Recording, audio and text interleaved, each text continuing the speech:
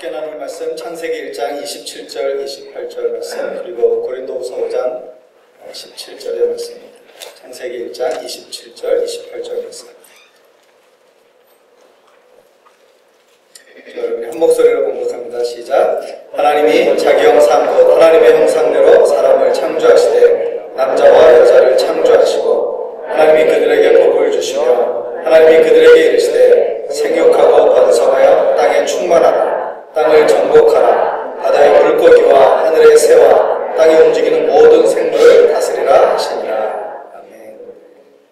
신약성경 고린도후서 5장 17절입니다. 신약 291면에 있습니다.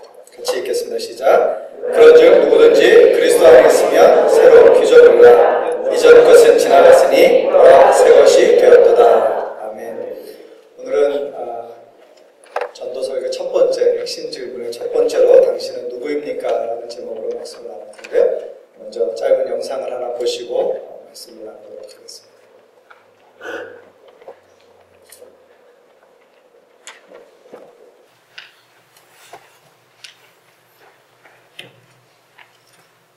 여러분이 보신 영상은 기독교 영상은 아니고요. 그냥 일반 환경에 대한 영상입니다. 그렇죠? 이 안에 굉장히 많은 메시지를 담고 있다고 생각이 되어져서 이것을 함께 보았습니다.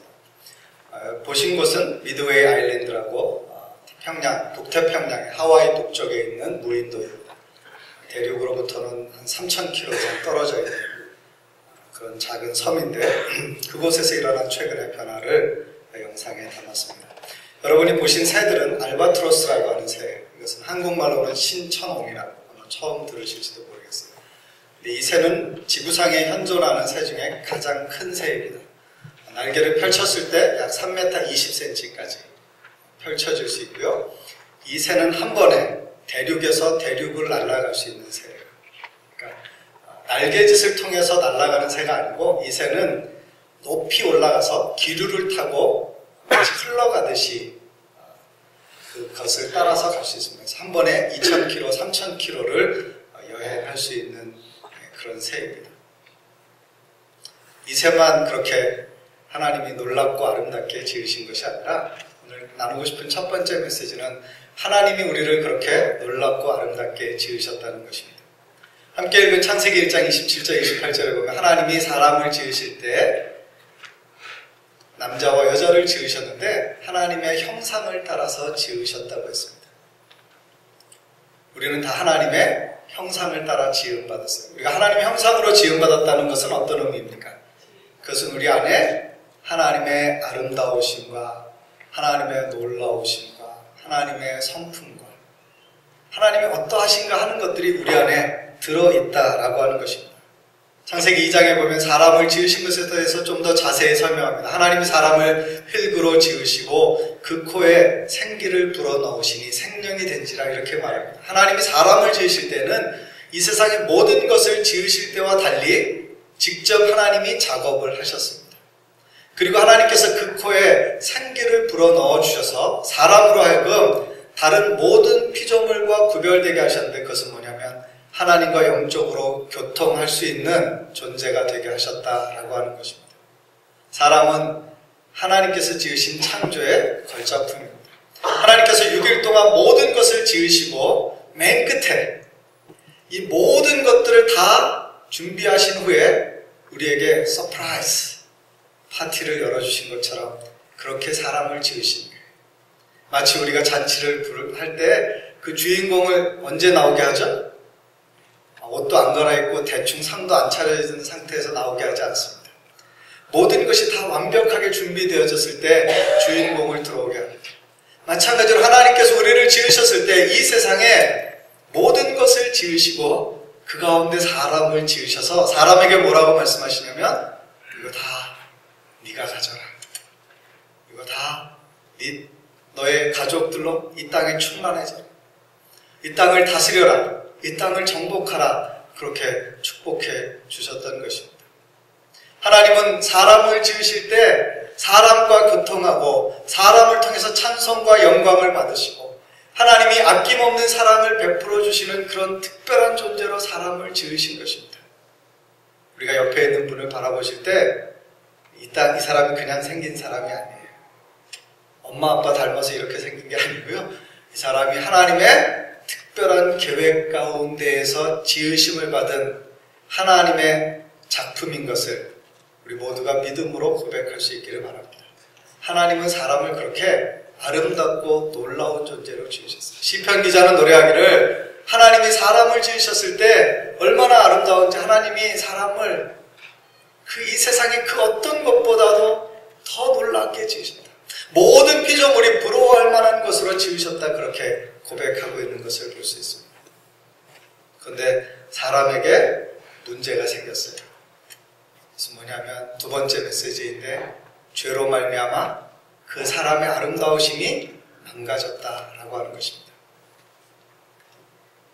우리가 상상할 수 없는 것을 이 영상에서 보았어요. 왜냐하면 대륙에서부터 3,000km나 떨어져 있는 그 무인도에 사는 새들이 왜 죽어갈까 하는 것에 대해서 사람들이 관심을 가지고 조사를 했습니다. 죽어가는 새들을 찾아갔어요. 그리고 그 안에 어떤 것들이 있는가를 발견해 보았어요. 그랬더니 그 안에 뭐가 있어요? 온갖 종류의 인간이 버린 쓰레기, 환경 오염물질이라고 할 수밖에 없는, 썩지도 않고 변화되지도 않고 소화되지도 않고 아무런 가치도 없는 그 병뚜껑, 작은 어떤 플라스틱 쪼가리들, 주사기, 온갖 그런 오물들과 같은 것들을 이 새들이 다 뭔지 알고요? 먹는 건지 알고 바다에 떠다니니까 그걸 다 먹었을 거예요. 그 속에 들어가서 그것이 어떻게 됐어요? 나오지도 않고 변화되지도 않고 그것이 점점 부대껴지기 시작하는 것입니다. 새들이 어떻게 해요? 급기야는 질식하게 되는 것입니다. 그래서 그들이 하나님께서 지어주신 그 아름다움을 가지고 누려야 될 풍성한 그 생애, 새로서의 아름다움을 표현하기도 전에 그냥 그 섬에서 아무도 알 수 없는 그곳에서 숨을 헐떡거리다가 이 땅을 떠나는 것입니다. 성경은 사람의 인생이 이와 같다는 것을 말해줍니다.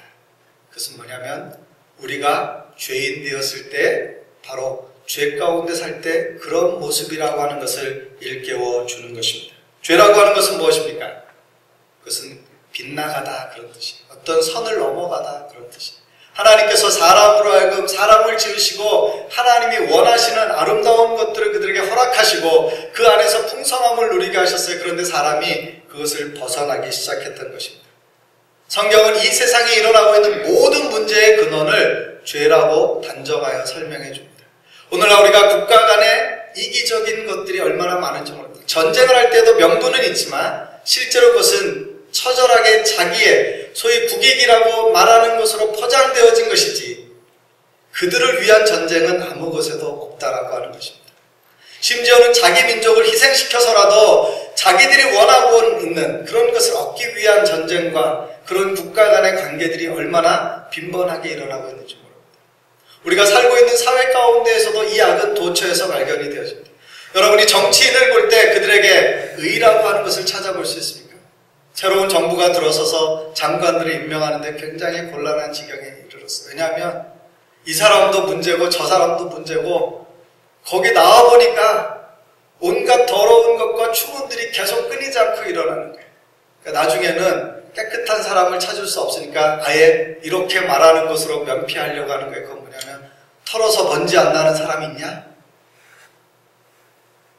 여러분 이 땅 가운데 그것은 자조적인 고백일지 모르지만 자기 고백이 아닌 이상은 아름다운 고백일 수 없어요. 분명한 것은 모든 사람이 다 그 죄 가운데 살아가고 있다라고 하는 것입니다. 사람들은 세상에서 권력을 추구하고 돈을 추구하고 쾌락을 추구하면서 자기들이 원하는 것을 위해서 사는데 그 살고 있는 삶 가운데서 그들이 미처 놓치고 있는 것이 있어요. 그것은 뭐냐면 내가 죄 가운데 살고 있고 죄로 말미암아 그들도 죽고 나도 죽고 있다는 사실을 깨닫지 못하는 것입니다.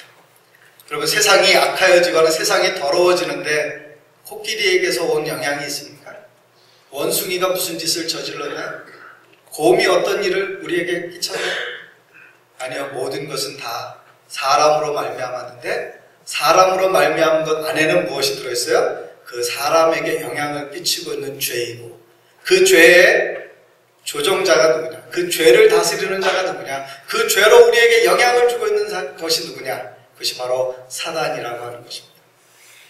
우리는 흔히 예수 믿기 전에 우리도 그렇게 생각했어요. 누가 우리에게 당신은 죄인입니다 라고 그러면 좀 기분이 안 좋죠. 왜요? 내가 무슨 도둑질을 한 것도 아니고 내가 남에게 큰 해를 끼친 것도 없고 사기 끼친 것도 없고 살인한 것도 없는데 왜 내가 죄인인가? 우리가 죄인이라고 말할 때 우리는 어떤 면에서 보면 자기가 구체적인 행위로 죄를 짓지 않았기 때문에 죄와 상관이 없다고 생각합니다. 더군다나 우리는 그렇게 생각해요. 그래도 나는 적어도 어떤 사람들, 이 사람보다 혹은 저 사람보다 혹은 어떤 사람들보다는 내가 훨씬 깨끗한데, 내가 훨씬 선한데, 나는 가끔 착한 일도 하는데, 세상에 비양심적이고 더럽고 비도덕적인 사람들이 얼마나 많은데 왜 나를 보고 죄인이라고 말하느냐 이렇게 생각할지 모르겠습니다. 여러분, 인간은 근원적으로 죄인일 뿐만 아니라 우리는 죄에서 태어나서 죄를 짓고 살다가 죄 가운데 죽는 존재인 것을 기억하시기 바랍니다. 아담이 죄를 지었을 때 성경은 그것에 대해서 말하기를 그가 죄를 지어서 마치 죄의 씨앗을 품은 사람과 같이 되었어요. 그래서 그의 후손들은 날 때부터 죄의 성품을 가지고 태어나는 것입니다. 하나님을 거스리고 교만하고 이기적이고 탐욕적인 마음을 가지고 살아가게 되는 거예요. 여러분이 자녀들에게 한 번이라도 나쁜 것을 가르친 적이 있어요? 거짓말해라, 속여라, 무슨 수를 써서라도 뺏어라. 우리는 한 번도 우리 자녀에게 그렇게 가르치지 않았어요. 우리의 인생도 마찬가지고 우리의 자녀들의 인생도 마찬가지고 사람이 사는 것은 죄를 지어서 죄인이 되는 것이 아니라 성경은 우리가 죄인이기 때문에 죄를 짓는다라고 그렇게 규정해주고 있습니다. 시편 51편 5절에서 다윗이 이런 고백을 하고 있습니다. 한번 같이 읽어볼까요? 시작. 내가 죄악 중에서 출생하였으며 어머니가 죄 중에서 나를 잉태하였다. 내가 태어났을 때 나는 이미 죄 가운데서 태어난 거예요. 이 죄 가운데, 죄 많은 세상 가운데에서 죄의 후손으로 죄를 가지고 태어난 사람입니다. 로마서 5장 12절은 그것을 보다 구체적으로 설명해 줍니다. 같이 읽습니다. 그러므로 한 사람으로 말미암아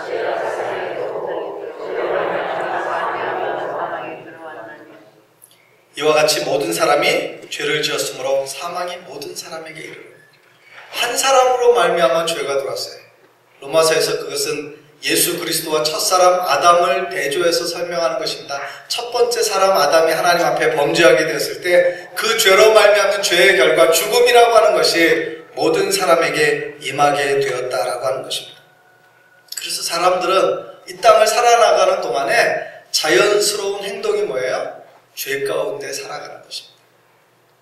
우리의 본성이 선한 것이 아니라 악한 것을 가지고 태어났고요.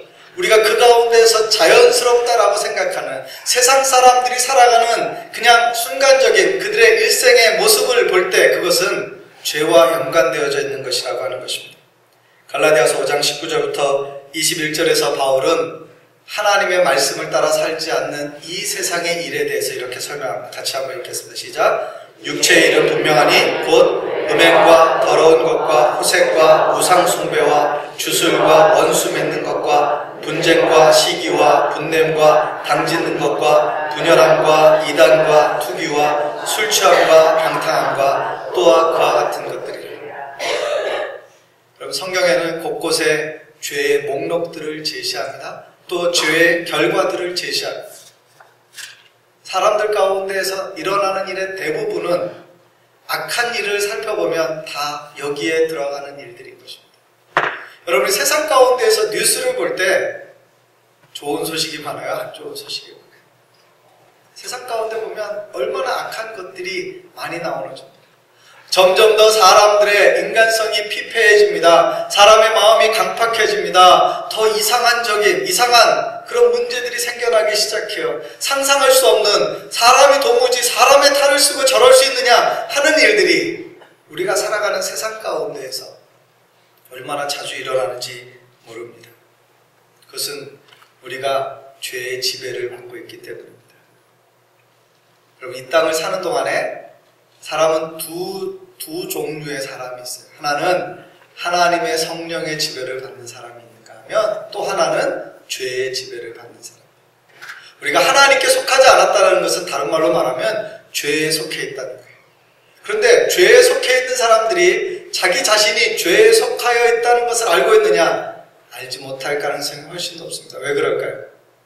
그들은 영적으로 눈이 어두워져 있기 때문에 죄를 분별할 수 있는 능력이 없고 또 스스로가 그것을 죄라고 여기지 않는 이 세상 가운데 살아가고 있기 때문입니다.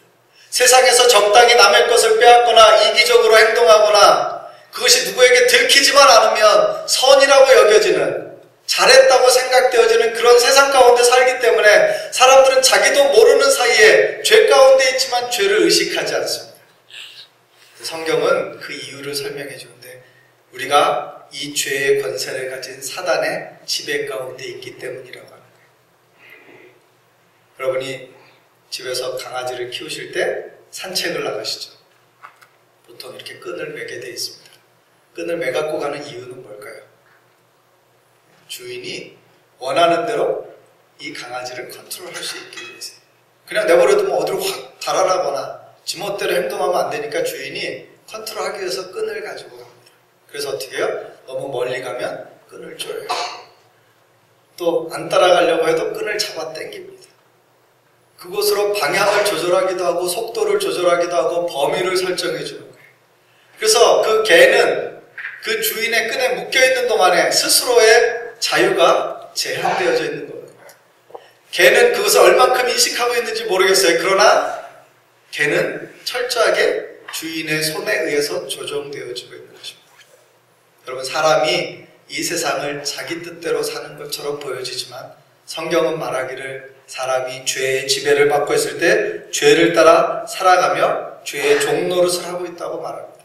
로마서 6장 16절 말씀 같이 한번 읽어보겠습니다. 로마서 6장 16절 같이 읽습니다. 시작. 너는 자신을 종으로 내주어 종이 되는 줄을 너희가 알지 못하느냐. 혹은 죄의 종으로 사망에 이르고 혹은 순종의 종으로 의에 이르느니라.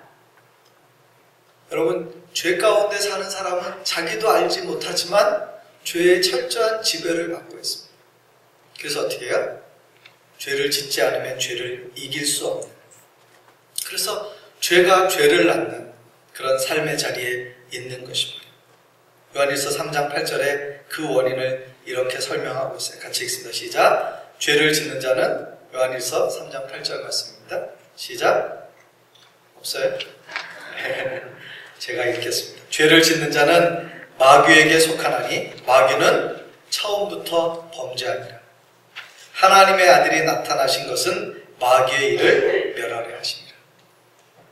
죄를 짓는 자는 마귀에게 속했어요. 왜냐하면 마귀가 처음부터 범죄하고 그 범죄한 사람들마다 참소함으로 그 안에 그 죄의 영향력에서 벗어나지 못하게 한다. 이 참소한다는 것은 뭐냐면요, 고소하는 거예요.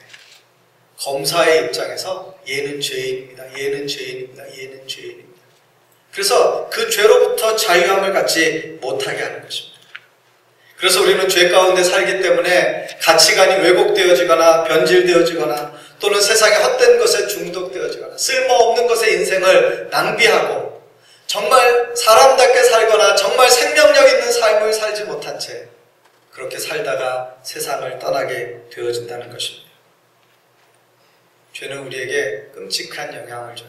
그것은 뭐냐면 죄로 말미암아 사람은 하나님과 분리된 것입니다.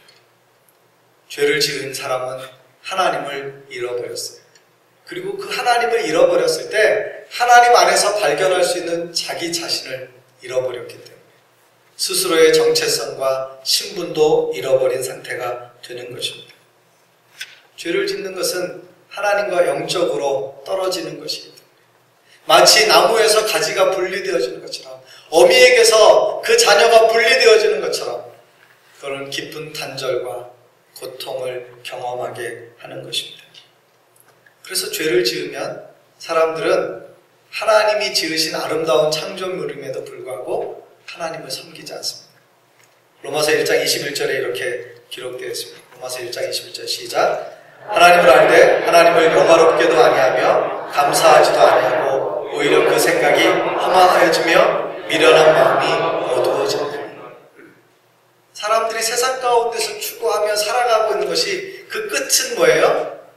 미련한 것이고 허망한 것이에요.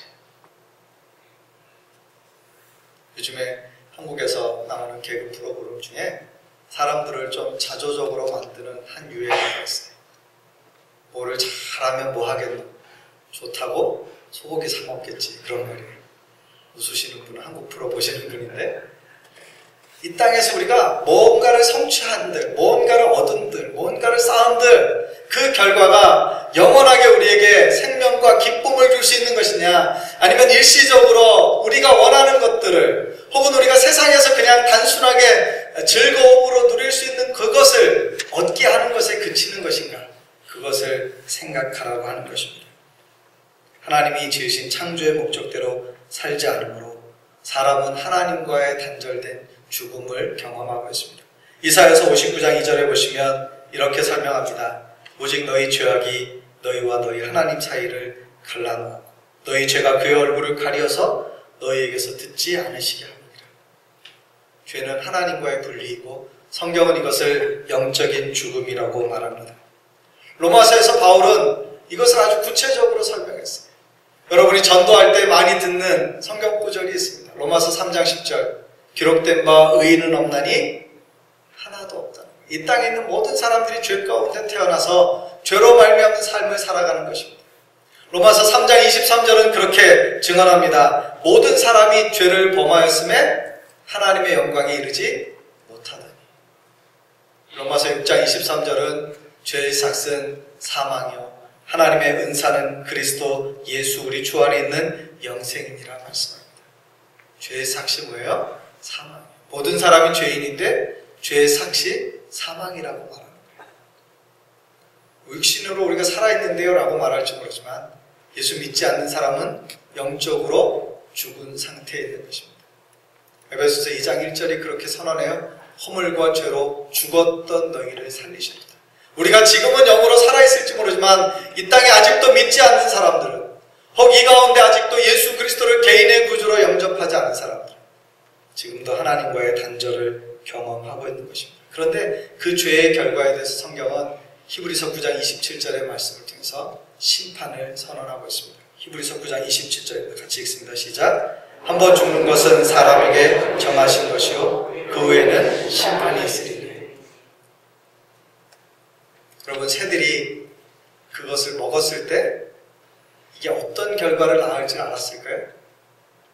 눈이 어두웠을 수도 있고 그것이 어떤 것인지 알지 못하기 때문에 바다에서 늘 습성대로 생물을 먹는 것처럼 그것을 먹었을 거예요. 인간이 버린 그 환경 오염 물질들이 그들이 먹고 또 먹고 또 먹었을 때 마침내 어떻게 돼요?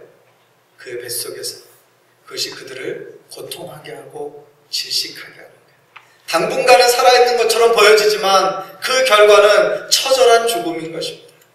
그 새가 늙어서 죽는 것이 아니라 자기의 수명이 다해서 죽는 것이 아니라 멀리 날고 싶어도 날 수 없고 그냥 그 섬 한켠에서 몸을 누인 채 숨을 헐떡거리면서 죽는 거예요. 여러분, 복음이 없는 사람의 운명을 성경이 그렇게 말하고 있습니다. 그들은 지금도 죽어있고 또 영원한 하나님의 나라가 임할 때 심판을 통해서 다시 죽음을 경험하게 될 것이라고 경고하고 있는 것입니다. 하나님의 복음은 우리로 하여금 그 죄를 해결하도록 촉구하고 있습니다. 오늘의 마지막 메시지는 그거예요. 사람은 죄를 해결해야 새 사람이 될 수 있습니다. 우리가 하나님께서 지어주신 그 아름다운 창조의 목적으로 살아갈 수 있는 은혜는 어디에서 비롯되었습니까? 그렇게 살 수 있는 기회는 어디에서 주어지는가? 그것은 우리가 죄를 해결할 때, 우리가 누구인지도 모르고 왜 사는지도 모르고 질식당하며 살아가고 있다면 우리는 죄의 문제를 해결해야 합니다. 그것이 우리가 살 길입니다. 성경은 우리 스스로 죄를 해결할 수 있다고 가르치지 않습니다. 우리가 사람으로서 종교성을 가지고 어떤 것을 구원을 위해서 노력할 수 있어요. 여러 종교들마다 구원의 길을 제시합니다. 어떤 종교는 고행을 해야 구원받는다고 말합니다. 어떤 종교는 선을 행해야 구원받는다고 합니다. 어떤 종교는 가르침을 깨달아야 구원받는다고 합니다. 그러나 성경은 예수의 십자가가 아니면 구원받을 수 없다는 것을 말합니다. 오히려 사람이 고행을 한다 해도 자기의 죄를 다 씻을 수 있을 만큼, 자기 스스로를 다스릴 수 있을 만큼, 새로워질 만큼 그런 일을 행할 수 없기 때문입니다. 사람이 무언가를 깨닫는다 해도 그것은 우리가 가지고 있는 제한된 이성으로 말미암은 것이기 때문에 온 우주의 이치를 다 깨달아 할 수도 없고, 그것을 통해서 하나님을 전적으로 발견하고 믿음으로 살 수 없기 때문입니다.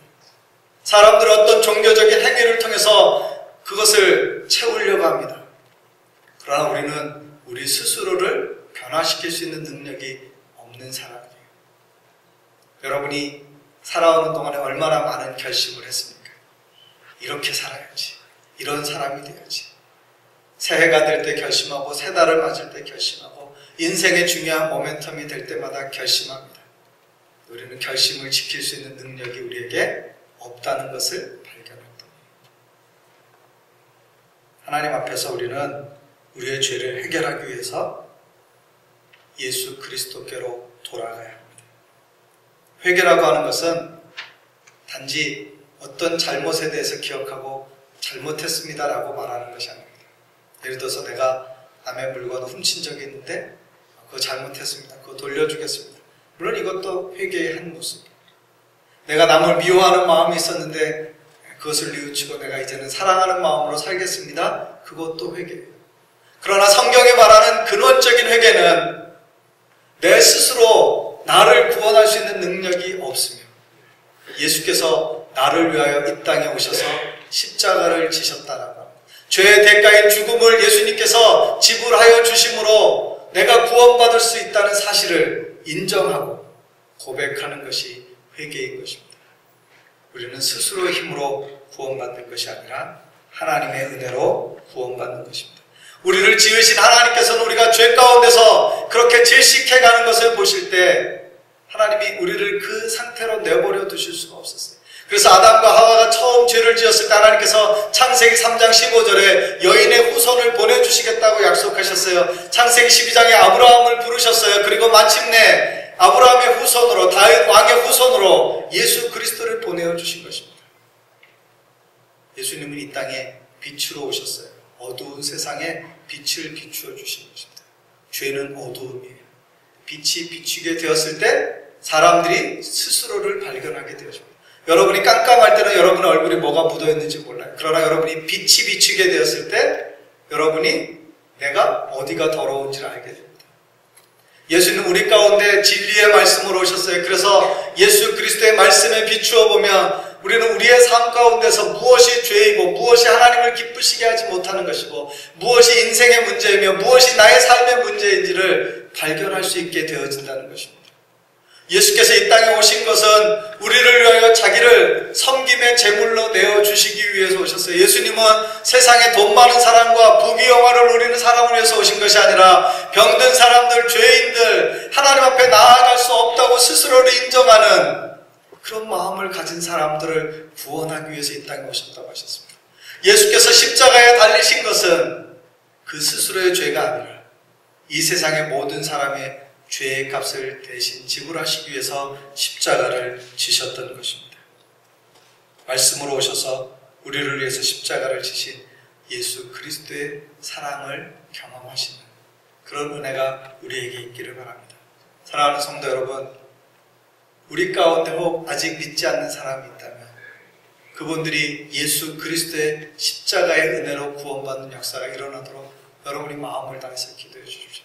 혹 우리 가운데 아직 이 구원의 놀라운 은혜를 경험하지 못한 사람이 있다면 자신의 인생의 근원적인 문제가 어디에 있는지를 발견하실 수 있기를 바랍니다. 그리고 그 근원적인 문제를 해결하는 것은 사람의 방법, 스스로의 힘이 아니라 하나님의 은혜의 방법, 예수께서 나를 위하여 십자가를 지셨다, 내 죄의 대가를 지불하셨다는 것을 믿음으로 고백하는 것에서부터 시작되어진다는 것을 기억하실 수 있기를 바랍니다. 우리가 회개할 때 죄사함을 받게 됩니다. 우리가 회개하면 우리는 자유로워집니다. 죄의 종이 아니라 성령의 종으로, 성령을 따라 섬기는 사람으로 자유하게 되어집니다. 그 안에서 우리가 깨끗함을 입습니다. 우리의 모든 더러운 것과 불결한 것들이 다 씻어지고 예수 안에서 깨끗함을 입습니다. 우리의 모든 죄를 하나님은 멀리 옮기시고 마치 동에서 서가 먼 것 같이 그것을 옮기실 뿐만 아니라 기억하지 않아 하심으로 우리를 하나님의 아름다운 자녀로, 하나님이 지으신 창조의 목적대로 살아갈 수 있도록 새롭게 지으신다는 것입니다. 오늘 함께 읽었던 고린도후서 5장 17절의 말씀을 다시 한번 읽어보겠습니다. 고린도후서 5장 17절 같이 읽습니다. 시작. 그런즉 누구든지 그리스도 안에 있으면 새로운 피조물이라 이전 것은 지나갔으니 보라 새 것이 되었다. 그런즉 누구든지 그리스도 안에 있으면 새로운 피조물. 여기에 나오는 새로운 피조물이라는 단어는 바로 창세기에 나온 하나님께서 하나님의 형상을 따라 사람을 지으셨다라고 하는 그 창조와 같은 단어입니다. 여러분, 하나님이 우리를 지으셨을 뿐만 아니라 죄 가운데 죽었던 우리를 살리셔서 새로운 창조의 피조물로 새롭게 지어주신 것입니다. 우리가 그것이 살 길이고 새로워지는 길이며 우리가 누구인지를 아는 길이고 생명의 길이 되는 것입니다. 그것이 우리가 누려야 할 진짜 내가 누구인지를 아는 축복인 것입니다. 죄 가운데 살 때는 내가 누구인지 알지 못해요. 왜냐하면 내가 죄의 지배를 받고 살기 때문입니다. 그러나 예수의 은혜 안에서 나를 깨닫게 되질 때 하나님 안에서 새롭게 지어진 나는 하나님의 놀라운 은혜의 선물, 축복의 선물, 하나님의 걸작품으로 새로워진 것입니다. 그런 은혜를 누리시는 우리 모두가 되시기를 주님의 이름으로 권합니다. 같이 기도하겠습니다. 함께 기도하실 때 혹시 여러분 가운데 아직 예수 그리스도를 개인의 구주로 영접하지 않으신 분이 있다면 그분들에게 이렇게 다시 한번 말씀으로 권면하고 싶습니다. 우리 인생의 가장 큰 문제는 죄의 문제입니다. 건강의 문제도 아니고 돈의 문제도 아니고 가정의 문제도 아니고 그 모든 것의 원인은, 그 뿌리는 죄입니다. 죄는 우리를 왜곡시키고 부정하게 하고 더럽게 하고 사단의 종이 되게 합니다. 우리는 우리 스스로 우리의 죄를 해결할 수 없다는 것을 하나님 앞에 인정함으로 예수께 나아가서 자신의 죄를 고백하고 자신을 새롭게 하여 주시기를 예수를 개인의 구주로 영접하는 그런 믿음의 결단이 있어야 할 것입니다. 우리가 얼마나 오랫동안 교회 다녔나, 우리가 교회에서 어떤 직분을 받았는가, 주님을 위해서 어떤 봉사를 했는가, 이것과 상관이 있는 것이 아닙니다. 내 아내가 얼마나 예수를 잘 믿고 있는데, 내 남편이 얼마나 예수를 잘 믿고 있는데 이것도 아무 상관이 없습니다. 구원은 철저하게 개인적인 것입니다. 내가 예수 만나고 예수 믿는 믿음 안에서 사는 것입니다. 여러분이 일생 동안 교회를 다녔다 해도 여러분의 믿음이 그리스도 안에서 세워져 있지 않다면 우리의 생명은 가짜이기 때문에 쓸모없는 것입니다. 저는 이 교회를 섬기는 목회자로서 우리 교회에 나오는 모든 성도들 가운데 단 한 명도 어린아이에서부터 노년에 이르기까지 단 한 명도 이 구원의 은혜로부터 벗어나 있기를 원치 않습니다. 그것은 제 마음일 뿐만 아니라 그것은 하나님 아버지의 마음. 하나님은 오늘도 이 땅에 우리에게 복음 주시고 생명 주셔서 그 은혜를 나누게 하시고 그 은혜 안에 모든 사람이 살고 그 은혜 안으로 더 많은 사람들이 들어오기를 소원하고 계십니다. 혹시 여러분 안에 아직도 나는 예수 그리스도를 믿지 않고 있으며 죄를 따라가는 삶을 살고 있습니다. 그렇게 고백되어진다면 오늘이 우리의 삶에 주어진 놀라운 구원의 은혜를 경험할 수 있는 날입니다. 구원은 심플합니다. 하나님, 나는 죄인입니다. 나는 스스로 구원할 수 없습니다. 예수님을 의지합니다. 내게 오셔서 말씀하시는 예수를 따라서 새 생명을 얻기를 원합니다. 그렇게 고백하시는 것입니다.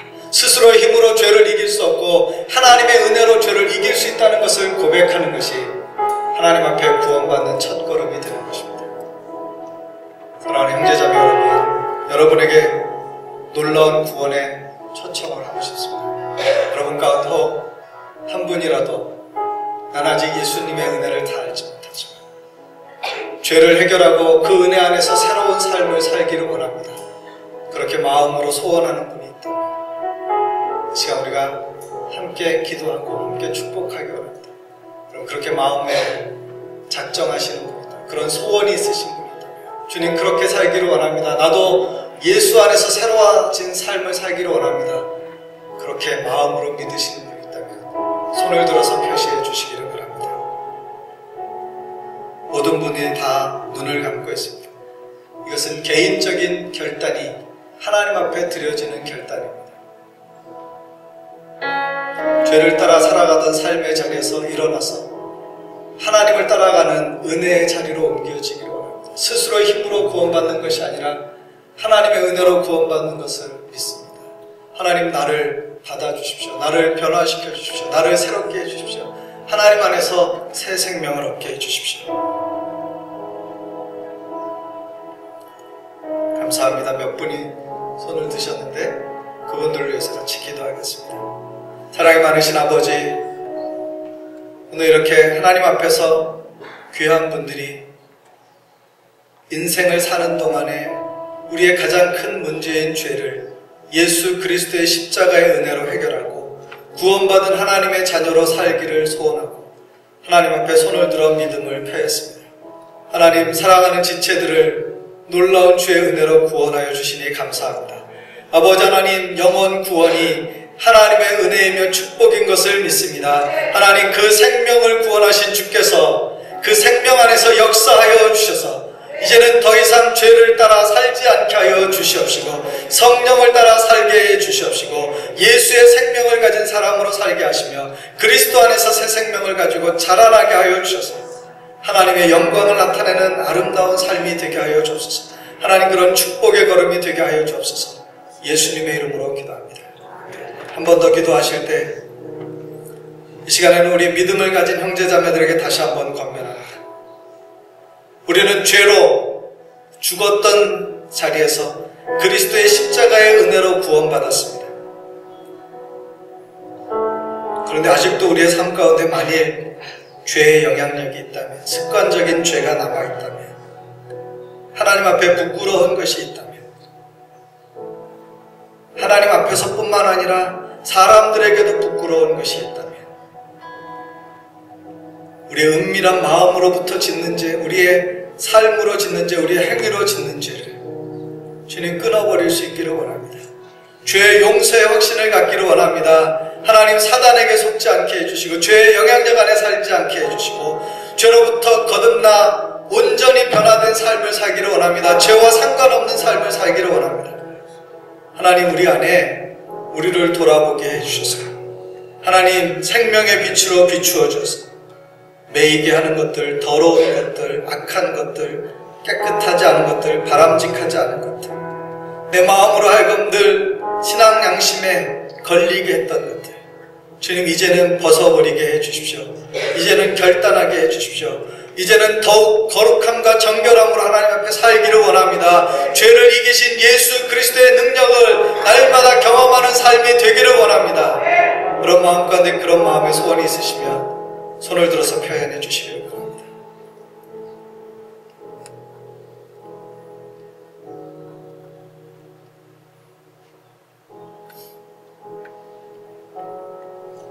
우리는 죄에 대해서 정결함을 입었습니다.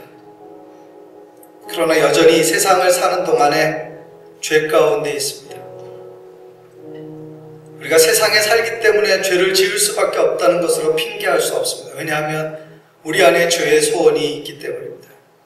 하나님 앞에 그렇게 기도합시다. 하나님, 나를 거룩하고 정결하게 해주십시오. 말씀과 기도로 거룩하여지게 해주십시오. 예수 그리스도의 피 묻은 십자가를 기억하게 해주십시오. 예수님의 고난과 죽음과 부활을 기억하게 해주십시오. 하나님, 이 땅에 살지 않고 영원한 하나님의 나라의 자녀답게 살게 해주십시오. 하나님, 죄를 버리게 해주십시오. 죄를 끊게 하여 주시옵소서. 죄된 모습을 버리게 하여 주옵소서. 악은 모양이라도 버리는 거룩한 결단이 있게 하여 주셔서 우리 안에 살아계신 하나님의 능력이, 하나님의 은혜가 나타나게 해주십시오. 그렇게 우리 합심하여서 함께 기도하기 바랍니다. 같이 기도하겠습니다. 하나님 아버지, 우리가 이 땅을 사는 동안에 죄를 짓고 살고 죄 가운데 있으며 죄의 영향력 안에 있는 것이 너무나도 안타깝습니다. 예수께서 우리를 구원하여 주셨고 십자가의 피 흘림의 용도로 우리의 모든 죄를 도말하여 주셨음에도 불구하고 우리가 죄가 주는 그 즐거움, 죄가 주는 그것을 사모함으로 따라가고 있는 그런 삶의 자리를 봅니다. 주여 우리를 긍휼히 여겨주시옵소서. 주님, 우리를 은혜 안에서 다시 아버지 하나님 살게 하여 주시옵소서. 아버지 하나님, 우리가 죄를 두려워하게 하여 주옵소서. 죄 짓는 것을 두려워하게 하여 주옵소서. 아버지 하나님, 사단에게 속지 않게 하여 주옵소서. 세상에게 속지 않게 하여 주옵소서. 악한 것을 따라가지 않게 하여 주옵소서. 하나님, 거룩한 결단이 있게 하여 주옵소서. 하나님, 끊어버리게 하여 주옵소서. 다 내어버리게 하여 주옵소서. 하나님, 씻게 하여 주시옵소서. 정결하게 하여 주시옵소서. 하나님, 온전히 깨끗한 우리 모두를 굽고 성령으로 역사하여 주시기를 원합니다. 하나님, 은혜 안에서 우리를 살게 하여 주시옵소서. 아버지 하나님, 주님 앞에 거룩하게 나아가게 하여 주시옵소서.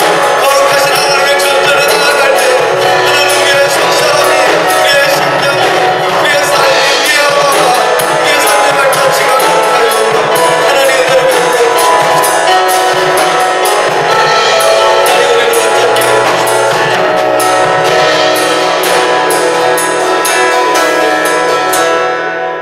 거룩하신 아버지, 주님의 은혜를 감사합니다. 하나님, 우리가 이 땅을 사는 동안에 인간의 가장 큰 문제가 죄이며 예수께서 우리에게 오셔서 십자가의 죽음과 부활을 통하여서 이 죄의 권세를 이기시고 새로운 생명을 우리에게 허락하여 주신 것을 믿는 믿음이 가장 큰 축복인 것을 우리로 잊지 않게 해 주십시오. 하나님, 우리 모든 성도들의 삶 가운데 예수 그리스도의 십자가의 은혜가 날마다 흐르게 하여 주시옵소서. 하나님, 이 땅을 사는 동안에 거룩하게 구별되어지게 하여 주시옵소서. 예수의 이름으로 살게 하여 주옵소서. 예수님의 제자답게 살게 하여 주옵소서. 하나님 나라의 자녀답게 살게 하여 주시옵소서. 모든 악한 것들과 더러운 것들은 우리의 삶에서와 우리의 가정에서와 우리 교회에서 예수의 이름으로 떠나갈지어다. 그 믿음의 결단과 선포가 있는 거룩하고 영적인 능력 있는 권세 있는 삶이 되게 하여 주시옵소서. 하나님, 주의 백성들을 지켜주옵소서. 하나님, 우리의 언행 신사를 지키셔서 우리의 모든 것이 하나님 앞에 받으실 만한 것으로 드려지게 하여 주옵소서. 하나님, 우리의 삶을 드리는 그런 믿음의 결단이 있는 우리 모두가 되게 하여 주옵소서. 예수님의 이름으로 기도합니다. 아멘.